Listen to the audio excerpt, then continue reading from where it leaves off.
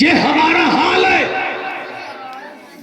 امام سے بتاؤ، جس امام کو گالی آپ دیتے ہو، جس امام کو رسوا آپ کرتے ہو سرے بازار، وہ امام جس امام کو آپ 5,000 تنخواہ دے نہیں پاتے اور باہریوں کو آپ 50,000 دے دیتے ہو، آپ ایمان سے بتاؤ کہ وہ کام کر رہا ہے کہ یہ کام کر رہا ہے، جنازہ یہ پڑھاتا ہے، امامت یہ کرتے ہیں، قرآن یہ پڑھاتے ہیں، ہمیں اللہ کی عزت کی قسم یہ وہ کام کرتے ہیں جو دنیا کا کوئی بھی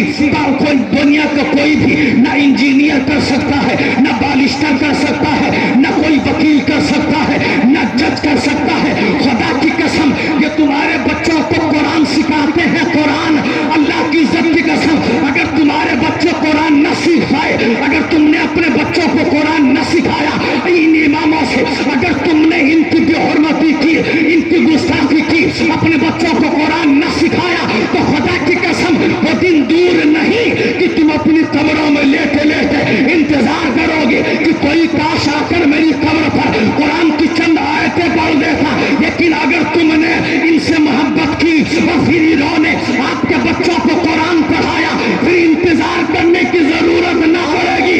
قبر میں تم لیٹے رہو گے، ادھر تیرا بیٹا قبر پر قرآن پڑھے گا، ادھر سے آواز آئے گی کہ جس کا باپ قبر کے اندر ہو، میں اس کے باپ کو عذاب نہیں دیتا کہ جس کا بیٹا زمین پر مجھے رحمان و رحیم پکارا کرتا.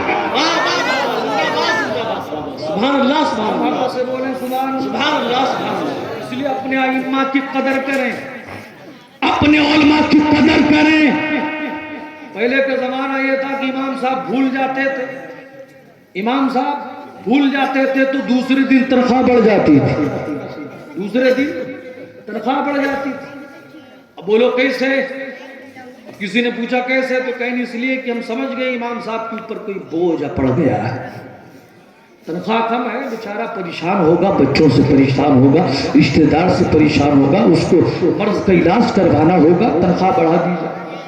ہم سمجھ گئے کہ اس کے اوپر بوجھ ہے اس لیے تنخواہ بڑھا دیجیے.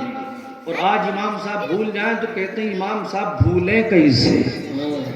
ایسا لگتا ہے کہ آسمان سے فرشتے کی تقرری ہوئی ہے. نفس نہیں ہے، دماغ نہیں ہے، نسیان نہیں ہو سکتا، اسے بھول نہیں سکتا. بھول گئے تو بھولن کیسے. امام صاحب ہوئی کے بھول ایسے تو ہوتا ہے. امام صاحب ہو کے بھول گئے، ہمیں امام ہی صاحب ہے، کوئی فرشتہ تھوڑی ہے کہ وہ بھولے گا. آج کا یہ عالم ہے، بھول جائیں تو دوسرے دن تنخواہ کٹ. اور پہلے وہ ہوتا تھا بھول جاتے تھے تو امام صاحب کی تنخواہ بڑھا دی جاتی. اپنے ائمہ کی قدر کریں.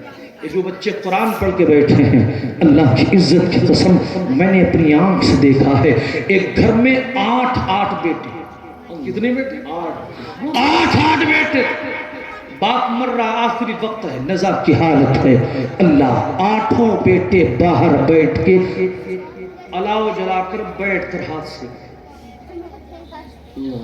بیوی بھی بغل میں بیٹھ کے آنسو آ رہی، بولے وہ سب کو بلا لاؤ، آخری وقت ہے میرے شوہر کا. ہم دوڑ کے آئے تو دیکھا 8 بیٹے بیٹھ کر. میں نے ان کو ڈانٹا، میں نے کہا بدماشو تمہیں اتنی شرم نہیں آتی کہ باپ کا آخری وقت ہے بیٹھ کر سورہ یاسین پڑھ. کہیں لگا حضرت کیا کرو، ہم نے کچھ پڑھا ہی نہیں، ہم قرآن پڑھے ہی نہیں. بیوی نے کہا ہم نے بھی نہیں پڑھا. بتاؤ اس باپ کے دل پر کیا گزر رہی ہو. نزا کی حالت میں فرمایا جب سورہ یاسین شریف پڑھی جاتی ہے تو وہ مشقت، وہ پریشانی اللہ کے فضل سے کم کر دی جاتی. جب بیٹے نے کچھ پڑھا ہی نہیں تو وہ پڑھے گا کیا. ماں نے کہا کاش اگر بیٹوں کو میں نے قرآن پڑھایا ہوتا تو آج میرے شوہر کے سرانے بیٹھ کے قرآن پڑھتا. اس لیے خوش نصیب ہے وہ ماں باپ، خوش نصیب ہے وہ بھائی بہن کہ جنہوں نے اپنے بچوں کو قرآن کی تعلیم دی، جنہوں نے اپنے بچوں کو حدیث کی تعلیم دی. ہم اس کے خلاف نہیں ہیں کہ اپنے بچوں کو بالشتر نہ بناؤ، ہم اس کے خلاف نہیں ہیں کہ اپنے بچوں کو جج نہ بناؤ،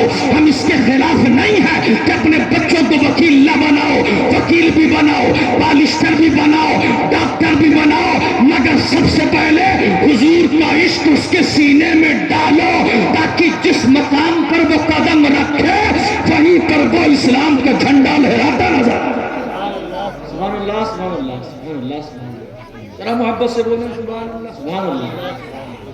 اس مقام پر اسلام کا جھنڈا